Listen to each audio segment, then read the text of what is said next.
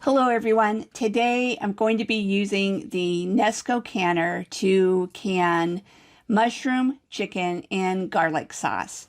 This recipe is from the book Pressure Canning for Beginners and Beyond by Angie Schneider. And I'm going to be making a couple of variations which I'll tell you about. I'm Rebecca from StockingMyPantry.com. And oh, by the way, make sure to stay through to the end because in addition to showing you how to make and can this, I'm going to show you how to actually prepare it for serving after, when it's been sitting on your shelf and you're going to serve it. I'm going to show you how to do that. So let's go ahead and dive right in. Okay, before I show you how to prepare it, I want to go over the ingredients with you. The first thing is 1 quart of chicken stock or broth, it doesn't matter, 2 cups of white wine, 15 cloves of garlic that have been minced, so yes, it does have a lot of garlic, and it also calls for 4 pounds of chicken breasts that have been cut up, and I have par cooked this. I'm going to talk about why I did that in a minute because the recipe didn't call for that. And 1.5 pounds of sliced mushrooms, sliced a 1/2 inch thick. 1 tablespoon of salt and 1/2 teaspoon of ground black pepper. Okay, now let's get into the cooking part. Okay, we're going to start off by putting the chicken stock into the pot. And what you're supposed to do at this point is you're supposed to put the raw chicken in, bring this to a boil and boil it for 8 to 10 minutes. Now, I decided to bake mine in the oven first, and the reason is that whenever you're cooking chicken, I'm sure you've seen it, where this white slimy stuff comes out of the chicken. A lot of people think that's fat. It's actually protein, but regardless of what it is, I don't really like it, and so I didn't want that in the finished product. So I'm going to pop up some pictures that show what I did. I baked it for in a 425 degree oven for 30 minutes. And then, the white, that was probably a little longer than I really needed to. But I'm going to pop up some pictures. The white stuff kind of starts coming out of it. I rinsed it off. And so I'm starting off with chicken that has the white stuff removed from it. So I've got the chicken stock in here. If you were putting in the raw chicken, you would just bring it to a boil for 8 to 10 minutes. I'm going to go ahead and pour in the rest of the ingredients, including the mushrooms. I'm not going to put the chicken in since it's already cooked. So let's put all of the ingredients in. We're going to put in the white wine, the garlic,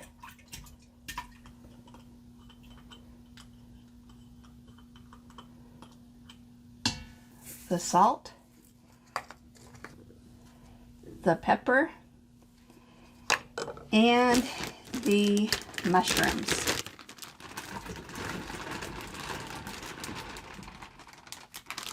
So just going to stir that around.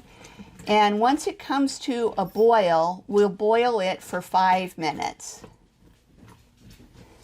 Okay, I'll bring you back when that part is about done.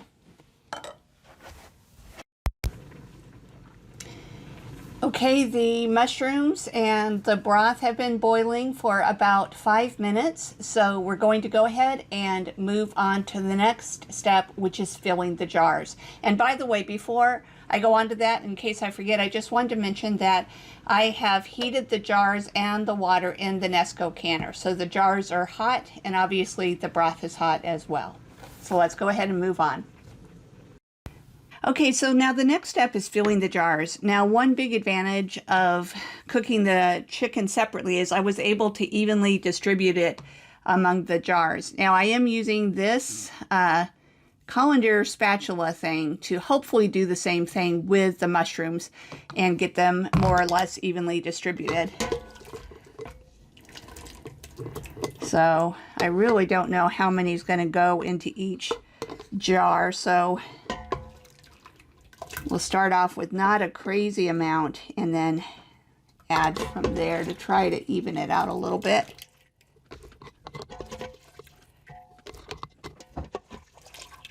I think that this is one big advantage, like I say, of cooking ingredients separate, is it makes it easy, or putting them in the jar separately rather than cooking them all together, is it does make it a lot easier to evenly distribute them.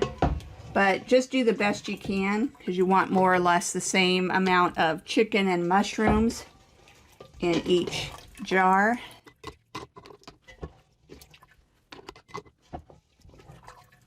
Okay. All right. Now, again, it's not perfect, but it's close enough. We're going to move on to using a ladle, and we're going to fill each of the jars with the broth up to 1 inch of headspace. So that's going to be the bottom of the ring. Now, there's still some of the mushrooms in the broth, but that's okay. It was hard getting them all out, and so a little bit more will end up in the jars as I go. Okay, so just using a ladle to pour in the broth.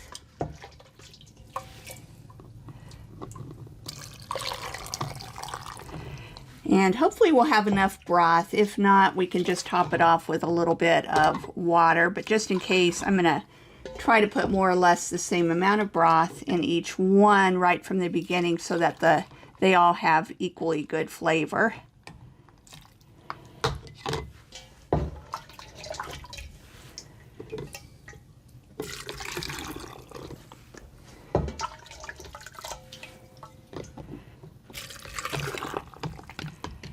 Yeah, I don't know if I'm going to have enough broth, but like I said, we can top it off with some water if needed.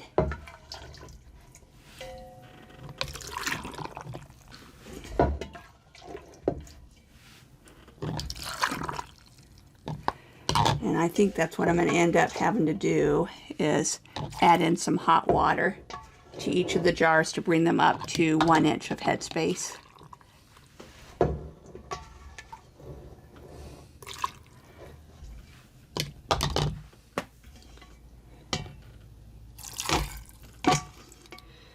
Okay, so I'll bring you back when I have finished filling the jars with hot water. Okay, so I've topped off the jars with some water, and I'm going to debubble it now. And then I've got a little extra hot water in case I need to add it to make up for the difference after I've debubbled the jars.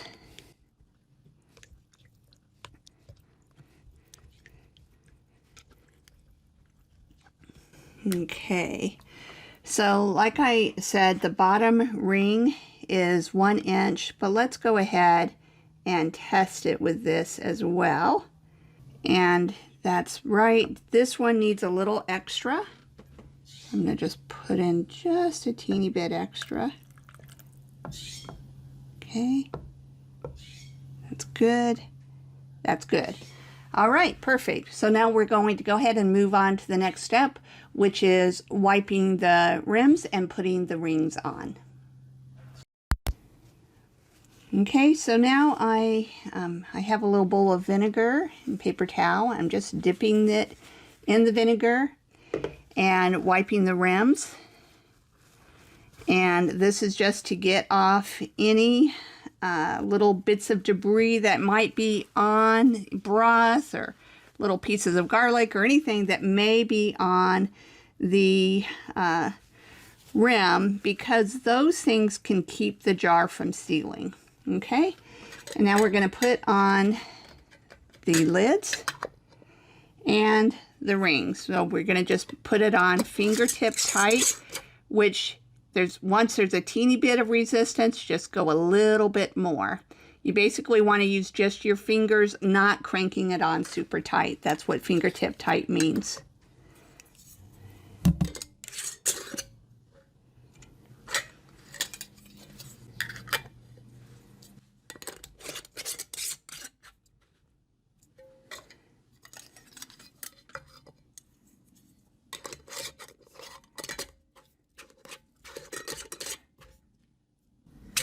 It doesn't want to go on quite right, so let's just make sure I have it centered properly.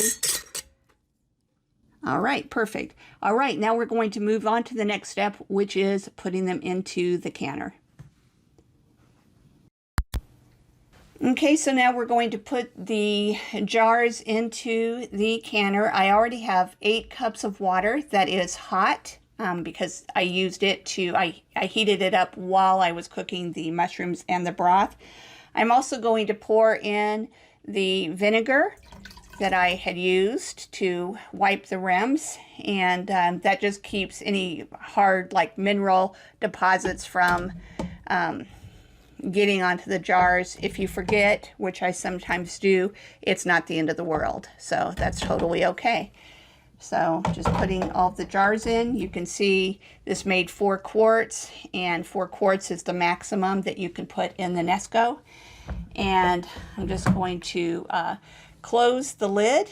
It starts off in the exhaust position. I don't know if you can see that, but it's okay. It's in the exhaust position, and I am turning it until it is closed. So now let's go ahead and get the canner going. Okay, so this is a pressure canning recipe, and so you're going to start off by doing high. For quarts, I need to do 90 minutes. And it's hard for me to see what I'm doing here because I'm off to the side. Okay, 90 minutes, and then press start. Now, if you were doing pints, it would be 75 minutes. Okay, so what's going to happen now is this digital chase, and then once it gets up to the right amount of pressure, it's going to show E10 on the display, and then it will start to count down.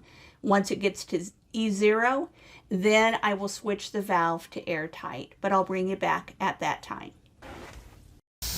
Okay, you can see it's count down from E10 to E1. In a minute, you'll see it go to E0, and at that point, we'll switch it to airtight. And by the way, you can also no doubt hear that the sound of steam coming out of the exhaust. And when I switch it to airtight, pay attention because you'll hear that that will stop. You'll stop hearing that. But I just wanted to mention for those of you that don't know, it will continue to vent throughout the process, and that's regulating the pressure, and it's nothing to worry about. Okay, you can hear it beeping. It has gone to E0. I'm switching the pressure valve to airtight, and you can hear that the air escaping stopped, that sound. And it's going to be at E0 for a little bit.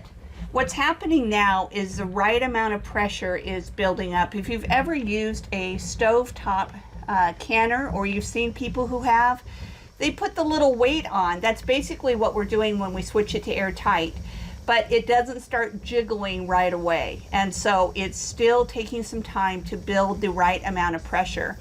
Now, the good news is with the Nesco, you don't have to try to figure out exactly when that is. It will automatically show 90 minutes when it's built the right amount of pressure, and it'll start counting down. Okay, you can see after it has hit E0 and it was blinking at E0 for a little bit, it now is doing what's called the digital chase. That's just moving on to the next step in the process.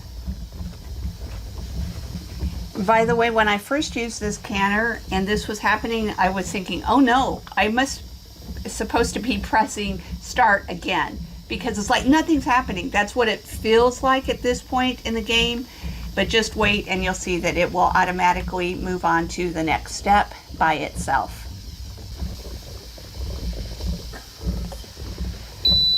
Okay, I just heard a beep, and you probably did too, and you can see that it now says 90 minutes, which is the amount of time that we have set it for. So you might think you're going to be done. It's going to be done in 90 minutes. Well, the processing will be done. It'll go down to 0. At that point, I will unplug the canner and then wait another 60 to 90 minutes before I'm able to open this. So it's going to be about 3 more hours before I open the canner and take the cans out, take the jars out. So that's something just to keep in mind when you're doing, especially pressure canning. It takes a lot of time, and you've just got to be patient. Don't do anything to hurry along the process or anything. All right, so I'll bring you back when it's time to remove the jars. And then I'm going to actually open one of them and make lunch for us today. And basically what I'll be doing is thickening it up, and we'll be serving it probably over mashed potatoes. It's great over mashed potatoes, rice, pasta, anything like that. So I'll bring you back when it's finished processing. See you in 3 hours. Okay, so it processed for 90 minutes, and it took a good 90 minutes for the pressure to come down before I was able to open the lid. And I opened it just a couple of minutes ago. So I'm going to go ahead and take the jars out.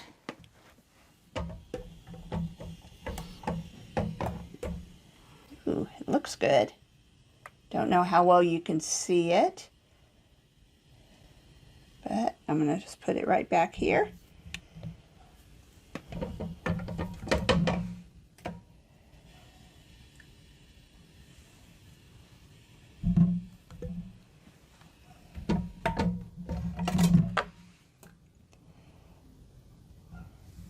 It actually looks like everything has sealed, and from what I can tell, there's not any siphoning.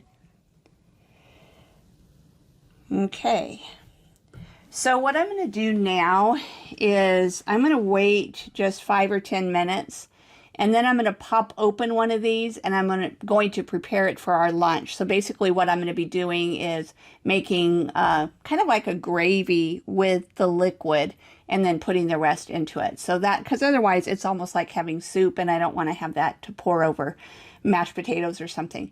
So I'll bring it back in when I'm ready to move on to the next step of actually preparing it for our lunch.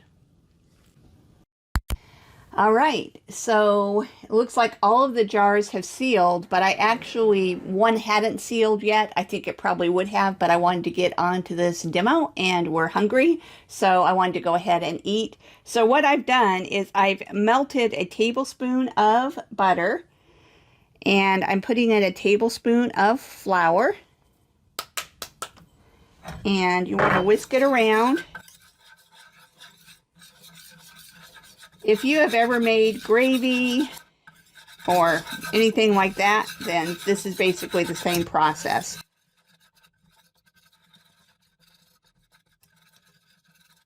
Okay, so now I'm going to cook it and stir it for about a minute, 2 minutes. I basically am just wanting to get rid of the raw flour taste. And then I'm going to be adding in broth from the jar. What I did is I drained off the broth, and I have the chicken and the mushrooms in the jar still. So basically, you just want to separate that out. But right now, I'm just going to keep stirring this so it doesn't burn. This pan is actually a little big, but it's an electric frying pan, and since I'm working on my dining table, that's why I chose this, but probably a little smaller pan would have been better. Okay, so what I'm going to do now is I'm going to slowly pour this broth in, and actually, let's see if I can pour it with my left hand so I can stir with my right. And I want to just kind of keep whisking as I'm adding it in. Hopefully avoid getting any lumps.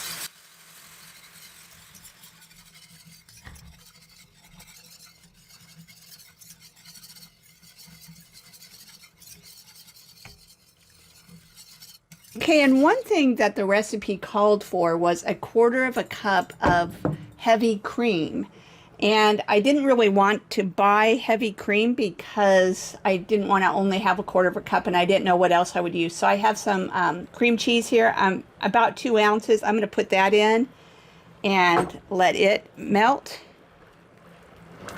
And then once it's melted, then I'm going to add in the mushrooms and the chicken. Whoops. I just splattered myself.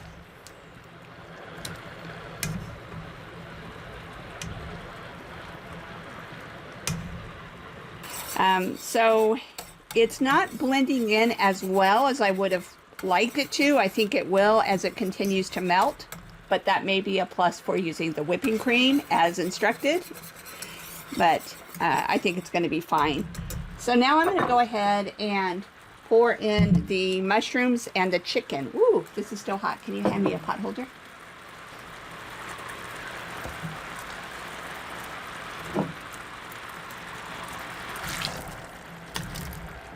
Okay.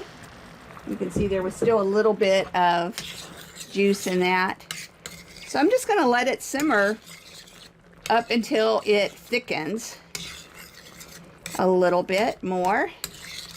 And I'm thinking, personally, I followed the instructions, well, except for using cream cheese instead of whipping cream, but I'm thinking that 2 tablespoons of butter and 2 tablespoons of flour would have been better than 1 for this amount of liquid. But it will thicken. I just may have to cook it for a little longer than I thought that I would. Okay, so it's done heating, and it still could be thicker, but we're going to pour this over mashed potatoes, and I'm okay with it being a little thin. If I wanted to keep cooking it, it would thicken up even more. But I'm going to go ahead and give it a little taste test.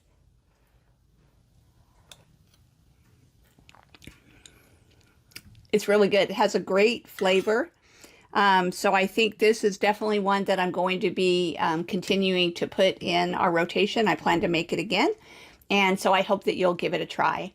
So I hope that you enjoyed this video. If you did, I'd appreciate it if you would like the video. And if you haven't already done so, if you would subscribe to my YouTube channel. Now we're going to go eat lunch. Thanks so much, everyone. Have a great day.